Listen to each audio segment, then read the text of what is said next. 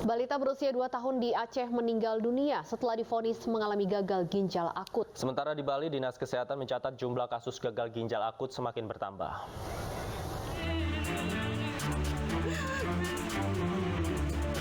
Tak kuasa menahan kesedihan Marina, ibu kandung Ifra Mikaela, balita yang meninggal dunia akibat gagal ginjal akut, terus menangis histeris atas kepergian putri sematawayangnya untuk selama-lamanya.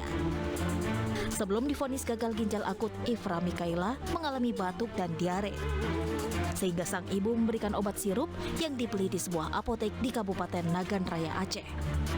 Namun bukan sembuh, putrinya malah semakin lemah dan tidak bisa buang air kecil hingga kondisinya memburuk. Dari hasil pemeriksaan dokter selama 2 hari, Kaila divonis mengalami gagal ginjal akut. Namun sayang, dalam perjalanan ke rumah sakit rujukan, Kaila menghembuskan nafas terakhirnya.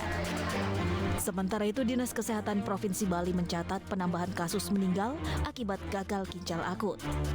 Secara keseluruhan ada 18 kasus dengan diagnosa gagal ginjal akut yang pernah menjalani perawatan di RSUP Profesor Ngurah.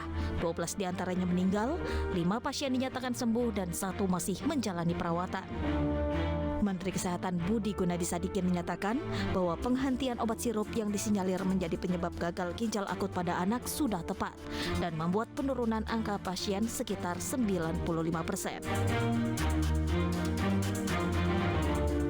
Kasus yang masuk ke rumah sakit RSCM yang tadinya bisa masuk 4-5 per hari, udah beberapa hari ini kosong, hanya kemarin aja masuk 1, tapi itu karenanya udah lama di Labuan Bajo, ya. Itu yang pertama, yang berita baiknya. Jadi sejak kita menahan penjualan obat-obatan dengan sirup, menurun drastis di seluruh Indonesia yang masuk. Saat ini Kementerian Kesehatan telah melakukan distribusi obat 30 dari Singapura, 16 dari Australia, dan 200 dari Jepang untuk seluruh rumah sakit di Indonesia. Hal ini dimaksudkan agar angka kematian pasien akibat gagal ginjal akut semakin menurun. Tim Liputan iNews melaporkan.